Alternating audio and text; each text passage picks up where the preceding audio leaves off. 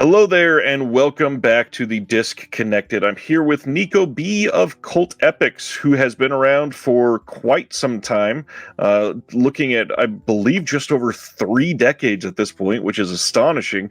Nico, thanks for doing this with me today, sir. Thanks for inviting me. Yeah, I sound very old. No, But, it's not even necessarily about that. It's about people have been talking about home video dying Right. literally since the 90s, and to have a company that is so, I mean, it's in the name. It's cult. It's something that is focused on Right. something not mainstream, and that's a lot to be applauded. This is a big deal for a company like that. Yeah. Well, we started with VHS, and that was in Amsterdam at the time. That's, I don't know, 35 years ago. It was kind of when sell-through didn't exist yet, and we started a mail order, which was called, at that time, Cult Video. Mm-hmm. We started a mail order, selling rare cult movies, like things you could see at the midnight cinema, like Salo or Pink Flamingos, or, I don't know, anything you can think of. Clockwork Orange was hard to find those days. Right. But Holland was a paradise for a lot of collectors because everything was uncut. You just had to deal with the subtitles. But anyway, many people would go to video stores to find, rare uncut films in the day, and anything was released, nearly, And so I just went to the studio and basically just asked them, what if I buy 100 copies of Clockwork Orange? And they would give me a deal instead of a rental fee. And then I would sell them through my mail order, and pretty soon that became a phenomena in Europe. We would sell to all the other stores, cult video stores, similar like Videodrome in Berlin. Uncut films they couldn't get anywhere else. And that was the kind of start. And then we started a couple of video stores called Videotheek. And then my girlfriend at the time, Sitan, from Christian Dads, she came up with the name Cult Epics as a label because people were looking for stuff I could not supply, like Bettie Pates or Cannibal Holocaust or Henry Portrait of a Serial Killer. So basically we start buying the rights of films I loved and I wanted to release. And that was VHS, Wow. And around that time, were you seeing these coming across well and getting a good response from everybody? Oh yeah, it was actually a huge success because we had a mail order, and we got orders from all over Europe, And then the video stores. I first started in a kind of like a bookstore, cinema bookstore called Sine Qua Non. And the guy was like, "Hey, I'm selling more videos than books and posters. What's going on?" So VHS sell-through wasn't even existing yet, but it was a huge success because that's what collectors wanted. And we're literally talking about, I don't know, 35 years ago, 36, I don't know. Yeah. The fact that this was big then, and there's so many things I want to compare from, what has happened from 35 years ago to what's happening in 2024. So we'll get to that in a little bit. But the big thing is this was hot, like all over Europe, and done in a way that was, people seeking out these titles that couldn't be found for years and literally relying on filling out a form and hoping that they get something mailed to them. Seemingly, it'll take a while to get to them back then, right? Like I said, I had a store, so people would come to the store, and so they would buy it directly. And then through mail order, we basically, within a week, they would get it. But often, UK was a problem because of the video nasty law. Often, they didn't arrive or they were taken by customs, and often we had to send the tapes in a Disney cover around it and put only the reels of the VHS in the mail, so they couldn't see the cover of Faces of Death or Necromantic or anything like that. That was completely banned. And sometimes we go with a car to UK and go to our favorite store in Camden and give them we fill up the trunk and swap videos with them. They had in the UK and we had in Holland. Yeah. What was there ever a time through any of these methods of trying to share the good word that you got caught, or that there was any situations that got super awkward for you? Well, Sitan got caught at one point because we had, and not because of the videos, it was weird. She got caught because we had a Mercedes with run on gas. Well, in UK at that time, I don't know if they still is the same, they didn't know what gas was. So we had this big gas tank in the back of the car, and they thought something's going to happen or explode or anything. So she was stuck in the customs for like a day, and they left the videos alone. Wow. Yeah. That's fantastic. So everything's going well in Europe, and then word started to get around, right? You started to get a lot of attention. Yeah, well, we did get some interest in America for people who order through mail order, and that would sometimes take a while to arrive. I started realizing there was a lot of like so-called mail orders who would sell they would say they would call them public domain films, Right. and they're literally bootlegging my original VHS tape and make copies of them and sell them in the US. I saw a lot of Dutch subtitles films appearing later on. Yeah. Interesting. Well, before we get into the Tarantino stuff and everything else that's happened with cult epics, one of the things that we should probably hash out for anybody that's not got a lot from cult epics, what do you view as what do you view cult epics as? Is there a certain style that you go for with the films that you're after? Well, it changes all the time, but one of my main criteria is that what sets me apart from a lot of the labels, I guess, is that even if it's extreme and whatever, for me it has to be, or provocative, it has to be like art house, like it has to be an artistic made film. Right. So I prefer some directors above other directors. I prefer Tinto Brass over Joe D'Amato, or I didn't want to do only pure exploitation. We would sell those mail order wise, but that's not what I wanted to release because the time you have to do all this stuff. And so I wanted to have kind of cool movies which people kind of forgot about or don't even know about, and they have all the elements. They're like provocative, but at the same time, you're watching a movie which is entertaining, but also makes you think, and that has always been on my mind. It's basically my personal taste, I guess. Well, and honestly, that comes across all of the cult epics titles I've seen throughout the years. They absolutely do that. They have this interesting staying power. They have a unique way of looking at things. They are generally names that are not super well known, and I appreciate them greatly for so much of that. So your curation has been pretty great over the years. Well, thank you. So going back to the 90s, everything's going on in Europe. You find out you're getting bootlegged in the US, and then you made a pilgrimage and moved over to the US in that time, right? Well, what happened is I actually started out as a music label distributor, etc. before I got into film. Well, before that, I was at the Film Academy of Fine Arts, studying film. But as I said, my girlfriend at the time, she wanted to see where her career would bring her. We would go on tour all the time, where her career would bring her in the US. So she suggested to move to the US. And I said, sure, because I really wanted to make films, like underground films. Right. And I said, okay, well, I've done 5 years cold videotape now, and that's what I said to myself. That's what I would do, and then I will just make films, whatever I want to make, and maybe have my label there. Start releasing things, and that's kind of what happened. Although we broke up a year later or so, but I stayed in the U.S. Fascinating. So when you came over to the US, were you basically trying to do the exact same mission, and was that working out the same way for you? Well, like I said, I started, I was friends with this guy called Ross Williams of Christian Death. We would Yes. tour together, etc. And he had an idea of a movie. He showed me a photo. It looked like Delicatessen.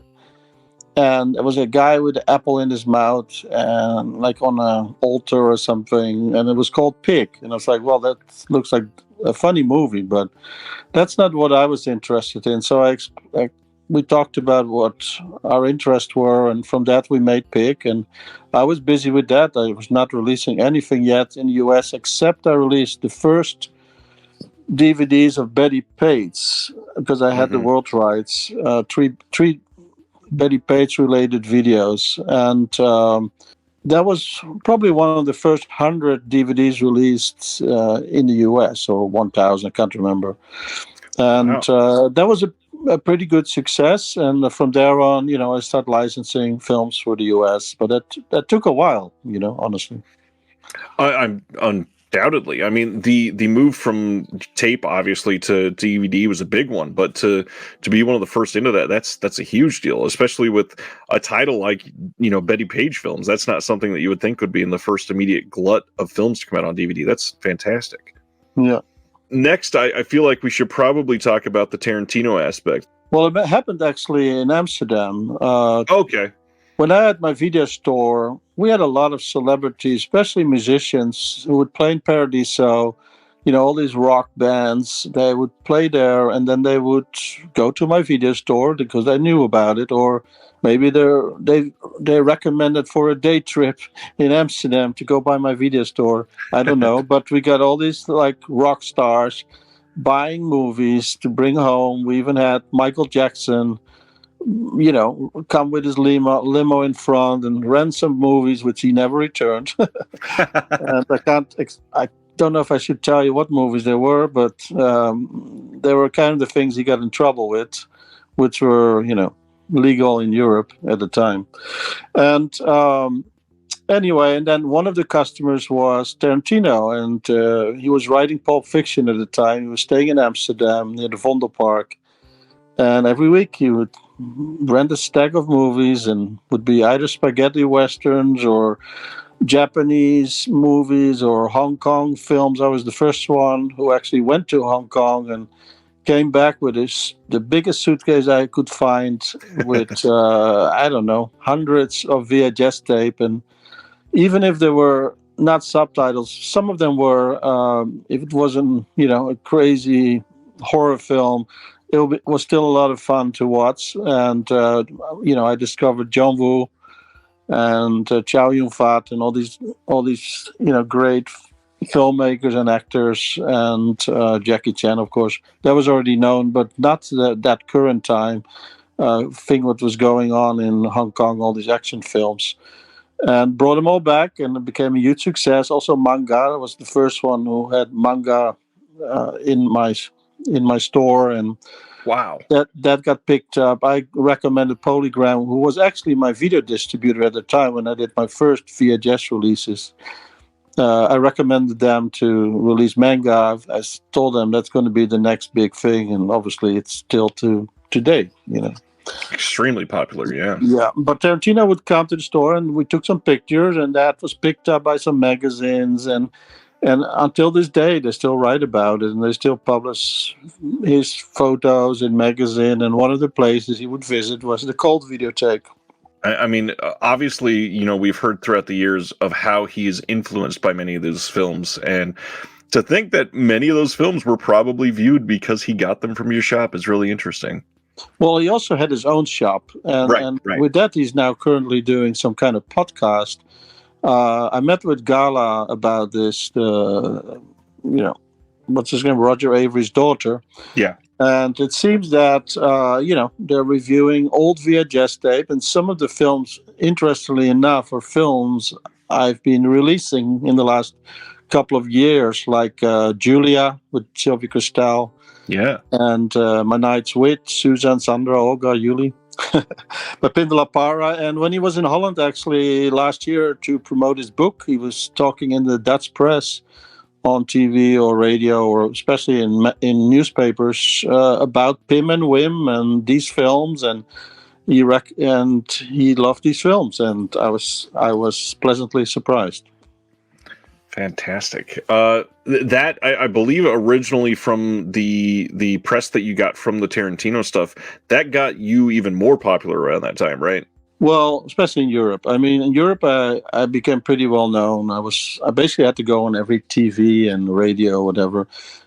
Pretty soon, I declined it because I didn't want to be known for releasing, Cannibal Holocaust or serial killer films and stuff like that. And I got kind of pigeonholed, I guess. I remember going to being on MTV, and I was like, nah, I don't think I want anything to do with that necessarily directly. Right. It's just my work in a way. Well, before we get into the modern era of cult epics, you already mentioned Pig, and I'd love to hear, looking back on Pig, what you think of it, and even Sin and 1334 and some of the other stuff you've done, because I've wanted to see Pig for quite some time. Some of the visuals from it are pretty striking, and I would love to hear about the making of it, especially because we're going to be talking about Roz Williams and Christian death, and obviously Roz seemed to be super important to you. Yeah, he was a close friend of mine, and we made the film. It was hard. I mean, we just did it. But basically, we written the script, which I written, took about a couple of months, and then I remember I got married because I needed a green card, and at the time, and I remember the day after I came from Vegas, we started shooting the first scenes, and I said, "Ross, what are we doing?" He said, the torture scenes. And I was like, oh, great. So I remember I shot it on 60 millimeter. I had my own Arriflex. I already shot a film in Europe with Jodorowsky, actually. He stars in it. And some other people. But I never finished that film, actually, because I moved from Holland to America, and I shot half the film, and then I kind of put it on the shelf. Right. And so it was harsh sometimes to shoot, but it was also a lot of fun. Me and him, he was a funny guy, not your typical funny guy, but he had an immense sense of humor, and so me and him got along very well, and And sadly, after I finished the film, after 7 edits, I completed it, and he loved it. And sadly, he committed suicide right after, a month later. For those that have not heard about Pig or seen it, could you tell everybody what the short is about? Well, in short, basically, the plot is basically it's about a serial killer. Well, it's basically about Ross had these fantasies as a killer, to be a killer in real life. He was obsessed with Jeffrey Dahmer, Manson, whoever you can think of. And I said, well, what you're telling me you can't do in real life. You're going to get arrested and go to jail. And he was a pretty controversial figure. He was previously, when he had his biggest gig of Christian Dad, at the Patriotic Hall, he got arrested for heroin and put in jail, and they had to bail him out to do the concert. So he was a pretty controversial figure. And, I said, let's make a movie instead. And that became Pig, actually. And what was the question again? Just the synopsis for the story. Yeah, so basically it was his fantasies he wanted to live out, and we did it in the film. The only difference was we didn't kill the guy because it was a serial killer. So I thought, well, we can use different bodies. We'll never show the face. And there were different fans. And they said, you can do this to me, or you could do that to me. And we were like, okay. I said to Ross, that's fine. And then eventually, a week before we started shooting, this guy from Texas showed up, this cowboy, and James. And he said, you can do anything to me, but you can't kill me. So we actually end up carving the title of the film with a razor blade in his chest. And after a few other things, he started yelling and screaming. And he said, no more torture. I only will act from now on. Wow. So it became pretty wild. But, he's still proud of it. He still has that carving in his chest. And he didn't mind.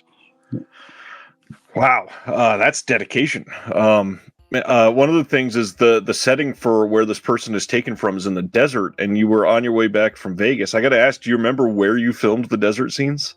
Yeah, that's it, near Death Valley. And obviously, it actually has a little... If you pause the film, at one point you can see it on a rock.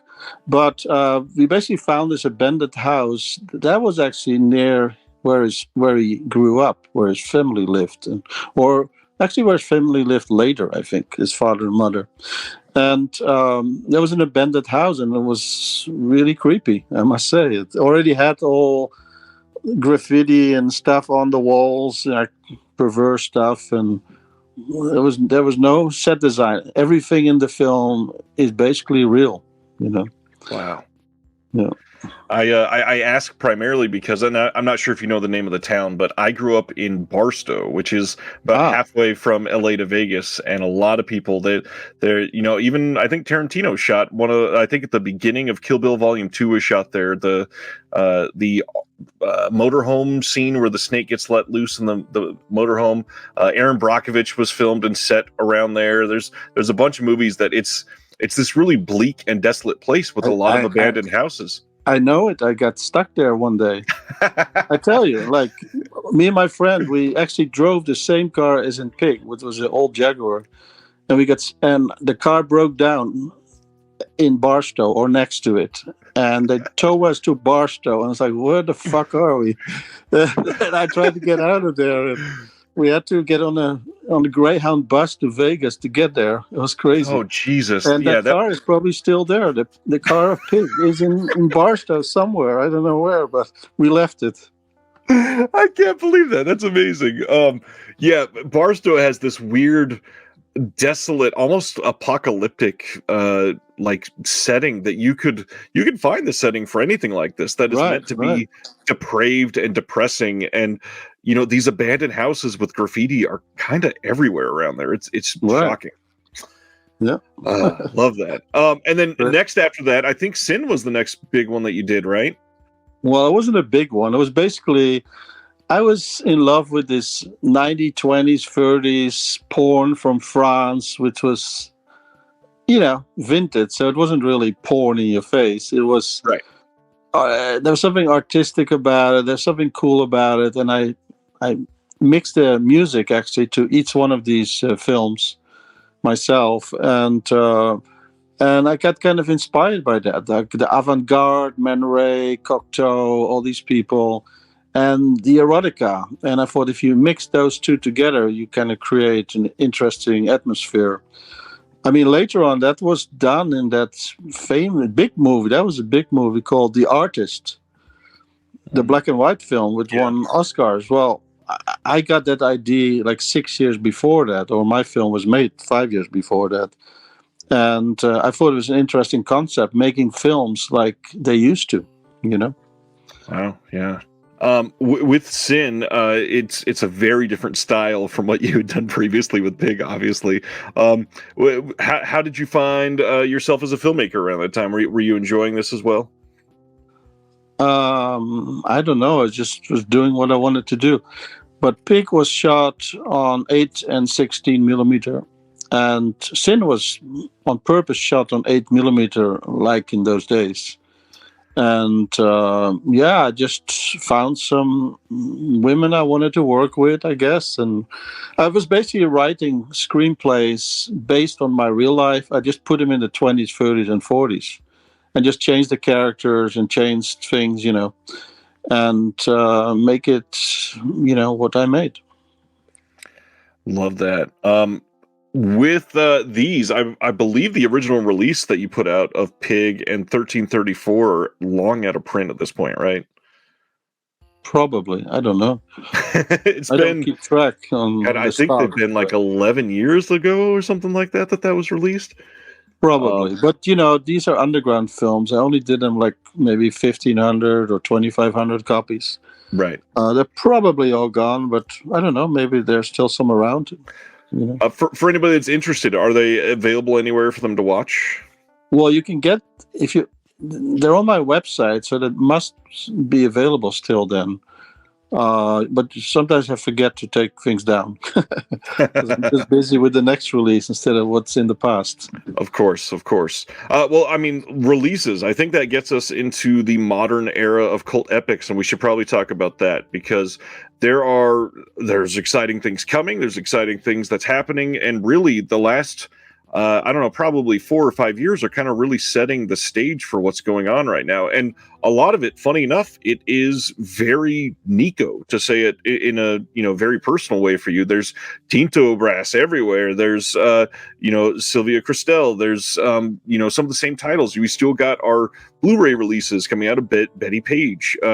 What do you see the modern current era of cult epics as? Is that very different from the 90s era?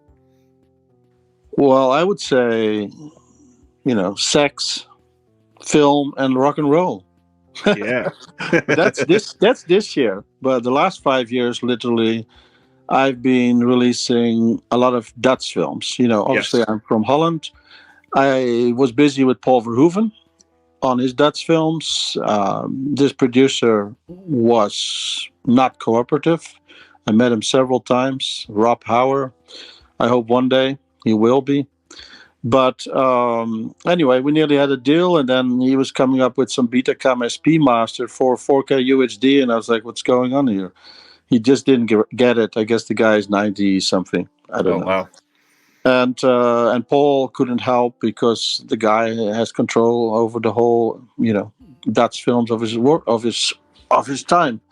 But looking at that, I was like thinking, well, there's other films I didn't know, actually. I started discovering. First was the Pim La Parra films, Frank and Eve, and My Night's Wit. And I was like, whoa, these are amazingly shot or incredibly acted. And one of them was with Sylvia Kristel. And I was working on a couple of films I was thinking of with Sylvia Kristel. And then I did quite a few of them.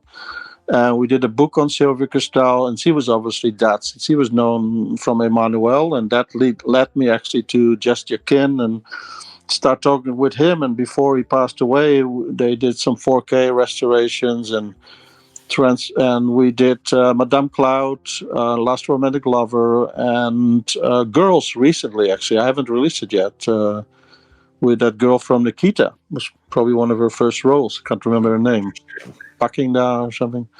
But anyway, so these Dutch films kind of, I started looking into it more and more, and I met these female directors, and there was Noesk van Brakel, and I love her films. They're as good as the early Paul Verhoeven Dutch films. And then Marlene Goris, who had a reputation in the U.S. because of her feministic films, like A Question of Silence and stuff like that. And they're amazing films. They stood the time.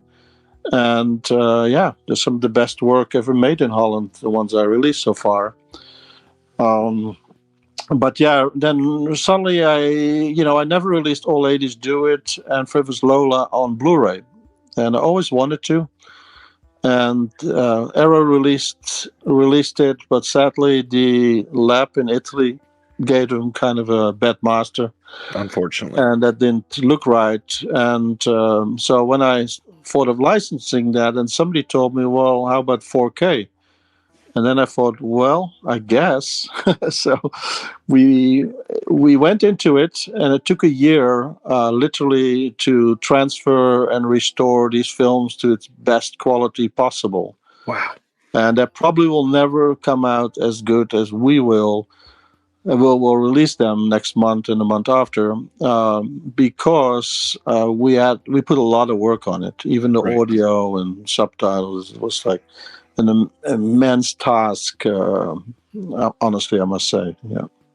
Well, I'm going to dive into some of the individual titles, but first, these current Tinto Brass titles are something that we probably should talk about. And for a company that's been around for so long, and this is the fourth home video format that you've worked on personally: VHS, DVD, Blu-ray, 4K. It is. Yeah. That I mean that's a lot of evolution. First of all, Yep.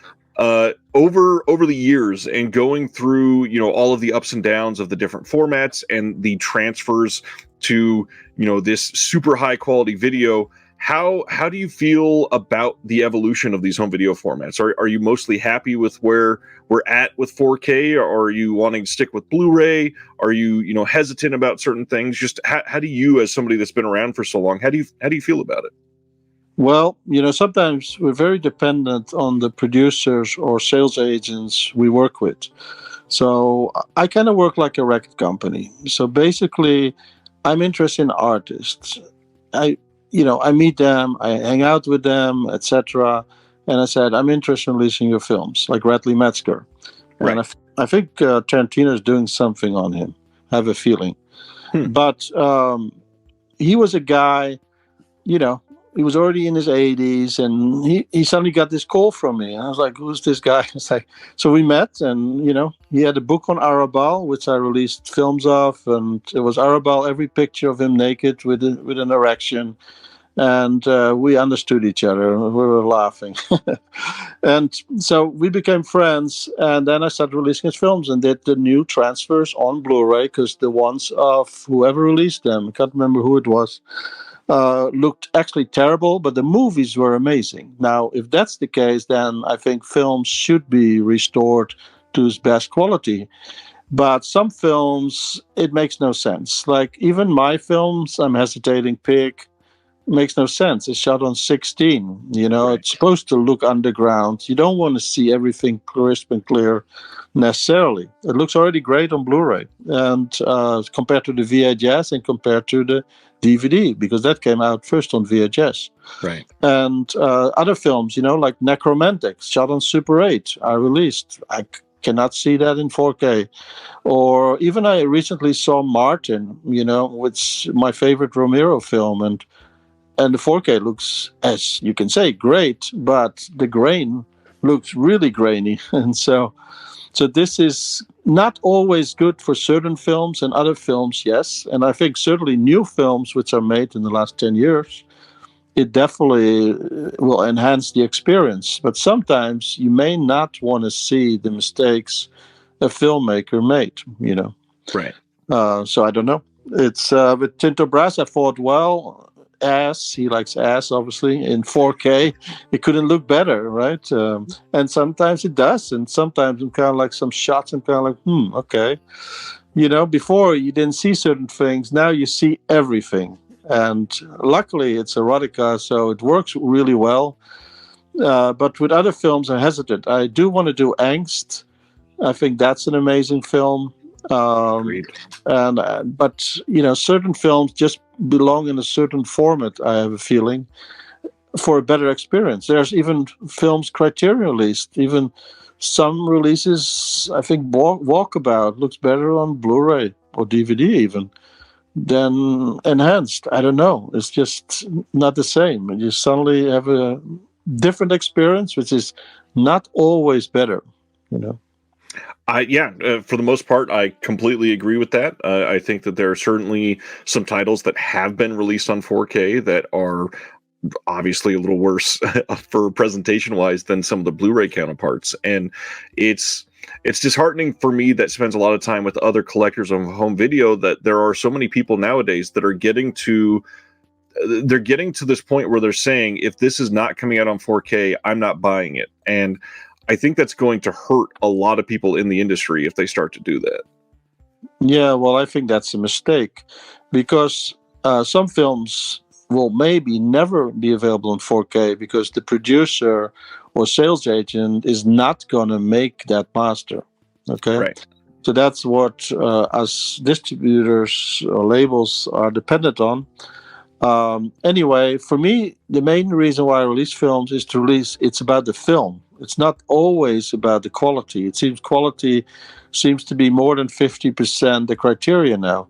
But, you want to have the film experience. I release films nobody would have ever seen before, would have others seen otherwise never before, if I didn't release them in the format they were. And they would never been re-released in another format. So if you don't buy them, then they're going to disappear, because if my rights expire and also the digital rights, so you can't find it digitally, then they're basically going to get lost. I mean, they're going to be on the second-hand market.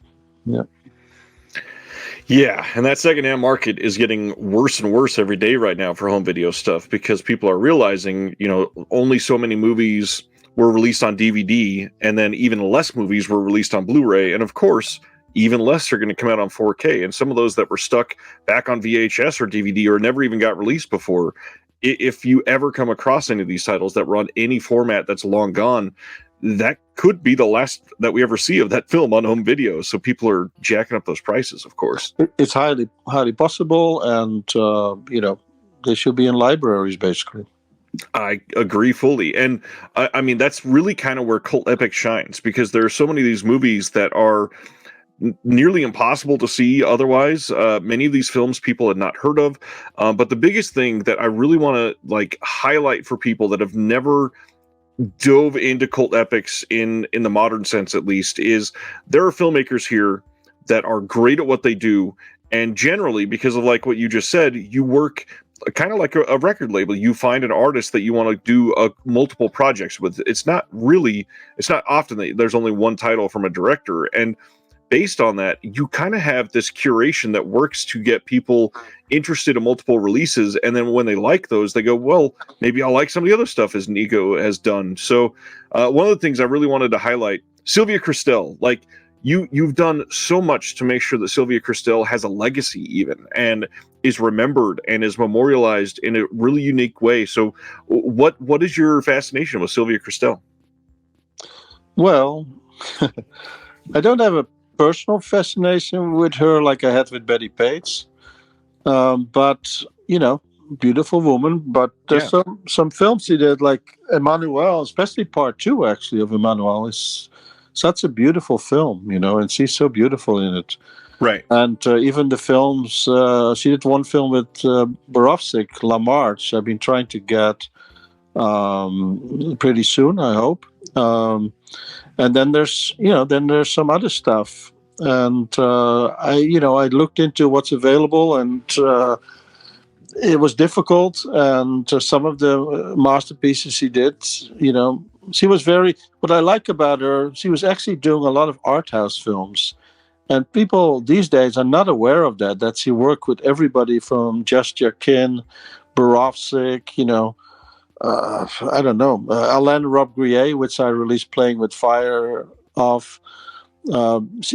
People didn't know she did all these art house films before she moved to America and make kind of these, teenage movies or whatever you call them.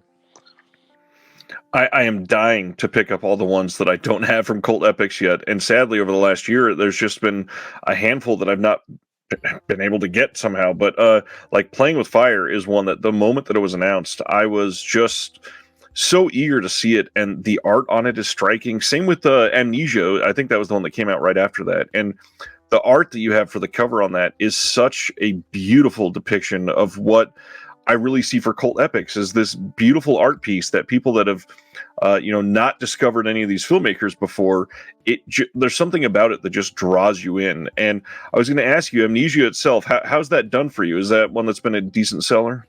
Not really through my current distributor, but it kind of missed its audience because it does have Carice van Houten.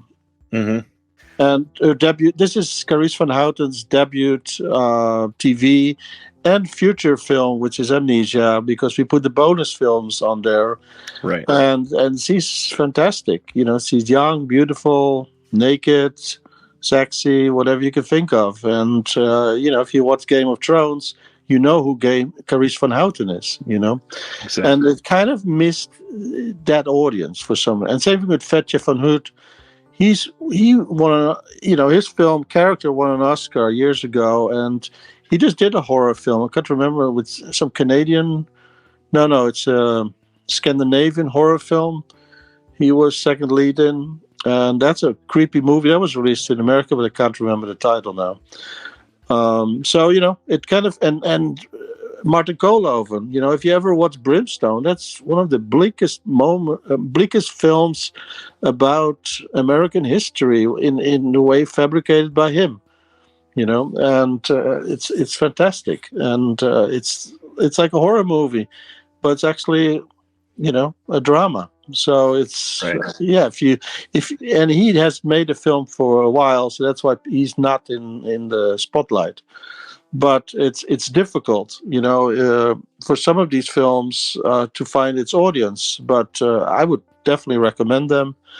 And yeah. Wow. The next one, the last era before the Tinto Brass stuff, was this big round of Marlene Goris titles. And for those of us that have never been able to see a Marlene Goris movie, can you tell us what these are like? Well, they're extremely provocative. It's like, it's like, and in the mind, kind of. Yeah. And, people call them feministic films. And in the day, men kind of, they say, didn't like these films. But today, you know, men would embrace these films. If you're a little open minded, it's like, another experience. I mean, Broken Mirrors is basically a serial killer film and a brothel prostitution film, both in one, and but extremely artistically made and fascinating. Yeah. And then The Last Island. This is one that when I posted the announcement for everybody, this movie sounds incredible. Are you a big fan of The Last Island? It's her biggest film she ever made, I think. Well, no, she made some Miss Dalloway or something. She made some big Hollywood films, I think, later on.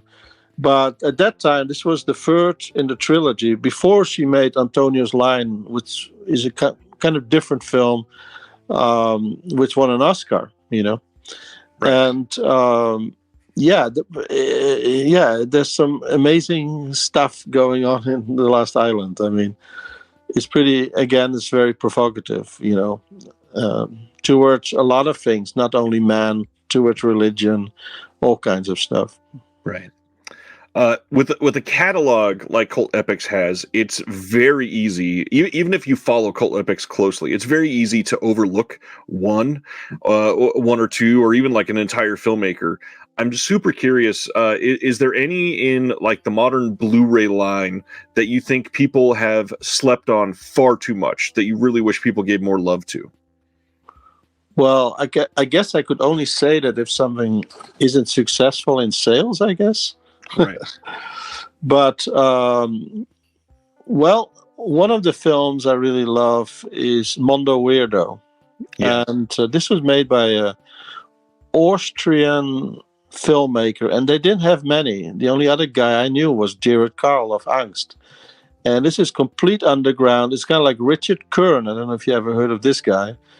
Richard Kern was, provocative, of the New York underground transgression cinema in the 80s. And this guy was kind of like the European answer to it, but even more extreme in a way. Was more like there's scenes of it which reminds you of Otto Moore, which was the most provocative filmmaker ever existed, who had to go to jail quite a few times, I think, for the films he made. And I would not promote these films, but it was close to that. And the soundtrack is fantastic. It's like 80s wave, I guess. Mm-hmm. And so that one kind of, people pick it up. If you watch the trailers, you know, on YouTube, you'll know what you're getting. And anyway, yeah, that's one. But in general, all of my releases actually have been finding an audience. I was lucky that several digital platforms like Mubi, Criterion had picked up some of my latest releases. Nice. Yeah, Mubi is a clear winner for some of these titles. Mubi does really great with curation. Obviously, they have a very human, curated feeling behind it. But one of the big ones, too, that I wanted to shine on a little bit, and I don't think many of them are available now, but your Bootgrites, you've put out a handful of his titles, at least 3, I think, right? Four. 4. So with these, that's right. You also did Scram.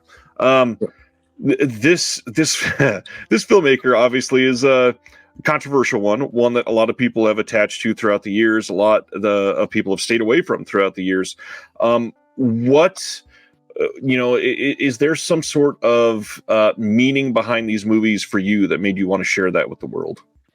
Well, to me, again, these are artistic films. Yeah. Especially if you're, necromantic, you can see it. There's a lot of other stuff going on.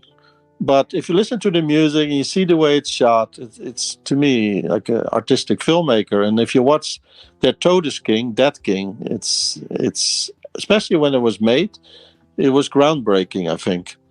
And if you like underground cinema and controversial underground cinema, that's to watch, I think. And I mean, I knew York for a long time. I met him in Amsterdam when he came to my video store, and we made a deal on his films then already on VHS, because he was not allowed to sell his films in Germany or even ship across the border to other countries. I can't remember what the exact thing was going on. Right. But what Cult Epics did, or at the time, or Cult Video was actually, it was a mail order deal, was to import them and sell them back to Germany, sell them back to other countries in Europe for them as an in-between distributor. Yeah. And so when obviously Blu-ray came, then the thought came to me, well, it's not released. Who's doing it? I guess I was talking to Jörg, and then we just made a deal. Now they're already out of print. Well, they have maybe a handful copies left, but that's about it. But as I said, to me, 4K UHD doesn't make sense with Necromantic because it was shot on Super 8. Right. But one of the things I was going to ask is there any hope of another U.S. release of those titles? Because obviously people still are really after them, and with pretty large print runs for those, they're out of print now. I feel like they could do pretty decent. Well, they're still around. I mean, we made 10,000 copies or something like that of Necromantic, and the other one's probably, I don't know, 3 to 5, or Necromantic 2 maybe 7,500. I can't remember, or 5,000. Right. And so there you can still find them. The only problem is on eBay you won't find Necromantic. It's literally banned on eBay, and we couldn't even sell the box set. We did a great box set with the original soundtracks of the films. You can maybe find it on Amazon, but again, it has Necromantic in it, so nobody can sell it on eBay. Yeah. Oh gosh.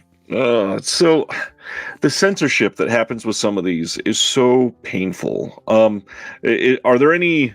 I don't know. I'm sure that you've had a lot of personal feelings about censorship throughout the years, but with the label, is there any fights that you've had to go through about censorship for getting things listed anywhere? Well, the only thing, as I said, is Necromantic, and for the rest, no. I would say fuck them. Good. That's how it should be. Absolutely how it should be. It's ridiculous that we still have some people questioning even some of these modern films with honestly kind of prudish storylines that they're saying is too far, and it's ridiculous that some people want to stop selling some of these. Well, yeah, people are too afraid now to make films like they made in the 70s and 80s. Yeah. And that's why I'm embracing this period very much these days. And that makes sense. And like Tinto Brass is a really good example of one of those that he was doing stuff that was different from a lot of his contemporaries, even longer than many of his contemporaries. And you got a home for it here on Cult Epics. And that's, that's the immediate future over the next couple months. You got both of those coming out in 4K UHD. And with the two Tinto Brass titles, you had a Kickstarter campaign. You've had a couple campaigns that have gone through for some coffee table books for these releases. And does it seem like you have this really dedicated fan base to these campaigns? Yeah. Well, the campaigns are actually mainly for the books I've been publishing. Since 8 years, I've been start publishing books, but I wanted to make nice books, nice you put on your coffee table with lots of illustrations. And we just finished the films of Tinto Brass, from the avant-garde to erotica book, and I'm very happy with it. It looks great, and it took us a year though to make a book like that. To do it right, you need to take the time, and through that time, printing is expensive. We don't sell a lot, books. These days like 1,500, 2,500 copies. We're still sitting on 1,000 Sylvia Kristel books, and that was a massive book. And so it's difficult. So the only way to do books really is to do some crowdfunding through. We use actually Indiegogo because it's easier setup. And then we add items, obviously, what they call them, perks, for fans to get in advance, special, slipcases or whatever they like. or posters, or we made this. I made actually this amazing DVD. It's a trailer DVD of all the movies of Tinto Brass, all the trailers, and the ones I couldn't find a trailer of, I included a clip from the film. And I just watched it the other day, and it's really cool. It's like, whoa, this guy made all these films, and you'll be surprised. It's not only erotica, it's very provocative stuff. Yeah. Well, one of the things that we mentioned earlier is another one that you've had a campaign before previously, and that is Christian death. And with how close you were to the situation, you've kept a lot of that legacy alive. You've put a lot of time and energy into making sure that people remember Roz and everything that went into a full career and art that went with it, and was a super influential person in many different ways. And you got an event coming up, right? You want to talk about that? Sure. Yeah. So basically, I didn't think about, well, I think about Ross all the time, but I didn't think about releasing anything for about 25 years, 23 years or something, when I met Edward Culver, the punk rock photographer of, California punk rock, Dead Kennedys, etc. And he photographed Christian Death in 81, 82, and I saw these photos, and there were amazing history of, he followed them around at gigs and did their album cover, and it's such a fascinating period, how Ross kind of changed from a transsexual into death metal guy, and if you look at the way he would dress and makeup, etc., and the music too, it developed into this Only Theater of Pain album, which is the classic of American goth, I guess, or death rock. And so, when I was doing that, I wanted to interview the people of the time, the pre-Christian Death, the current Christian Death of that time, of Only Theater of Pain, who recorded that album. And so through that, I started realizing, okay, these people have some interesting stories. And so I kept on interviewing people for the last 2 years. And from that, the documentary was born. And we already started editing, and I'm very happy with the editor, and it looks amazing. And we're just trying to finish it by the summer and, play it at festivals and stuff. And for that, we now doing some fundraising through a concert, actually, at the Hollywood Forever Cemetery, where Ross, his ashes and his memorial is. I put up 25 years ago. And next door is the Masonic Lodge, and it's a beautiful space. And that's where we're doing the concert with Shitans, new band, and Rick Agnew, James McCarthy of Only Theater of Pain, Christian Death, their new band called Symbolism, and Ross's ex-wife, Eva O, doing Shadow Project and Christian Death material. Oh gosh, so you are so attached to the music industry throughout the years, and now I got to ask, with the home video side of it and the music sort of intertwined with dual passions for a lot of us, how do you feel about just the immediate future? Because obviously, home video is constantly, like I said earlier, being told that it's on the decline, and music going the way of streaming and all of that. How optimistic are you for the next, we'll say, 10 years of home video and the music industry? Well, for myself, not so optimistic, because I kind of want to do something else. Interesting. So I hope somebody comes along who say, hey, I can continue cult epics for the next 10 years, because there are still plenty of films I can think of. But I'm basically moving into directing more underground films. Well, not really underground, but erotic, I guess, which I'll be shooting outside of the US in the next years. And I will be producing some films as well. And that's kind of my next thing. I mean, you kind of, you start selling things in a video store, then you start a label, and then you kind of end up producing, directing, I guess. Yeah. And that's kind of where my life is taking me without even thinking about it. But I have another documentary in mind, actually, about a musician, which I can't talk about yet. And anyway, I'm just doing what I'm doing, I guess. So what about the immediate future of Cult Epics? Are you still planning on doing this for at least a little while? You have other releases lined up after Tinto Brass? Well, we have quite a few other Tinto Brass actually came our way. Oh, And so they will also be released on 4K UHD. And I can't talk about much yet. And so some of the contracts have not been signed yet. And then some other 4K, yes. And then some, I digged into Italian cinema and recently, and there's some amazing cult classics there that nobody ever thought of, you know. right. And by accident, I came across them, and so I'm working on quite a few because I'm kind of moving into different directions. So I'm kind of like, not sure what I want to do yet with it. Well, that's fascinating. So anybody listening that is super interested in cult epics and happens to have the ability to to do and carry on this legacy, maybe reach out to Nico, because the curation here is a big deal, of course, but there's a lot of potential here, and it seems like the home video market is hungry for these 60s, 70s, 80s, early 90s, staples from filmmakers that don't get a lot of attention, and Cult Epics is continuously shining those lights. Thank you. Let's see. I think that's all I've got on Cult Epics, but I mean, one of the big things that I want to know is the person behind Cult Epics. What is, other than, the Cult Epics type stuff, are there any other filmmakers that you love that you've never been able to put on Cult Epics? Anybody that you're, super passionate about?